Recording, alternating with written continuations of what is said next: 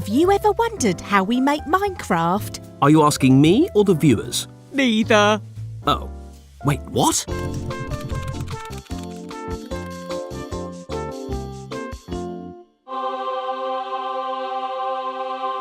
Hello again. My name's Marilla, your hostile guide to hostile mobs. And I'm narrator. I'm a spy, deep undercover as a senior coffee boy at Mojang Studios, so I can leak you their secrets. Oh, yeah. And how's that going? I've been promoted again. I'm no longer the senior coffee boy. You're looking at the senior tea boy.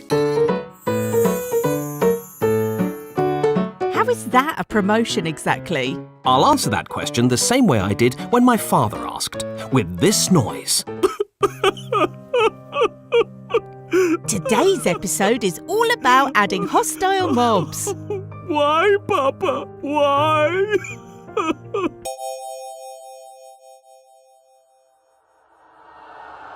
Hostile mobs. They're what help turn our potentially lovely, relaxing farming and crafting game into the modern horror classic that hopefully hasn't traumatized a generation.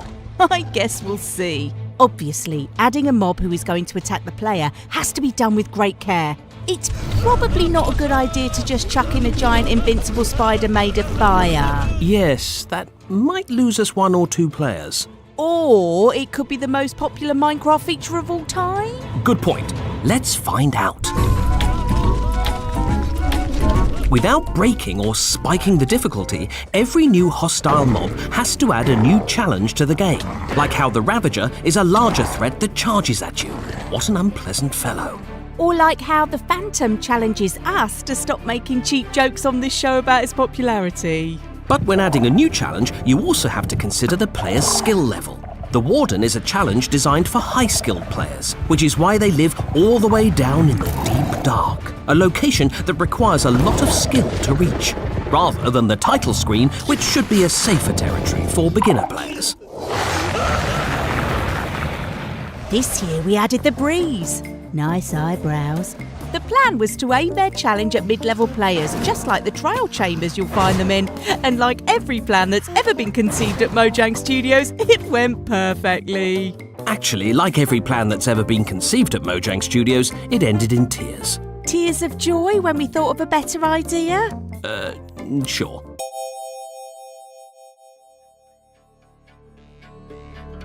As we worked on the Breeze, we realised it could actually make other mobs more challenging. One way to fix that would have been to isolate the Breeze from the other mobs. Another way to fix it would have been to abandon Breeze development entirely and take long Hawaiian vacations. Both my ideas. Both shot down.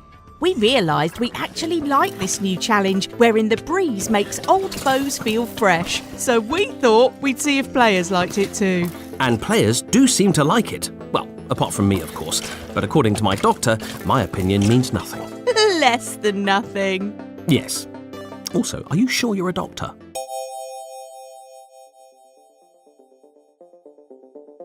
Trial chambers are full of deadly traps because we know what our players want. Pain, pain and more pain. Which, in a fun coincidence, was also the name of my autobiography.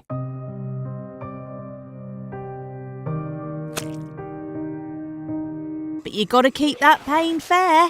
When adding a new mob as mobile as the Breeze, one that can potentially trigger so many traps, you have to start making some tough design calls.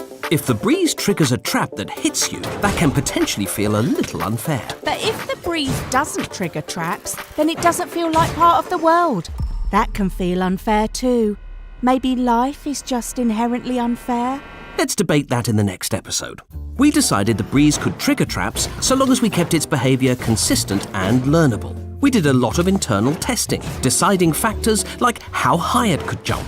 That way you can learn if it can reach a trap or if it's a safe distance away. We used goat code for the Breeze to get it jumping, and this had no negative side effects, so long as you don't consider occasionally jumping into a wall a bad quality.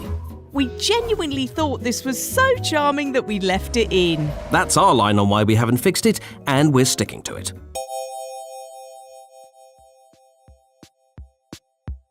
Some designs we nail from day one. And sometimes it's a more iterative process. Eventually, in this meeting I snuck into, we landed on the design you see in the game today. Wow! Why is it covered in coffee stains? You're getting hung up on meaningless details. The eureka moment came when we thought, why couldn't a wind-based mob just be wind? What if it was literally a tornado? And thus...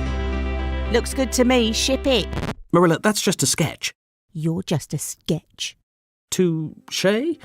Let's see the final mob beside it. Nah, let's go with the invincible fire spider instead. And there you have it. Now you hopefully understand that adding a hostile mob to Minecraft is easy, just like all aspects of game development. Marilla, have you been paying attention at all for the last 6 minutes? Mate, I haven't been paying attention for the last 6 decades.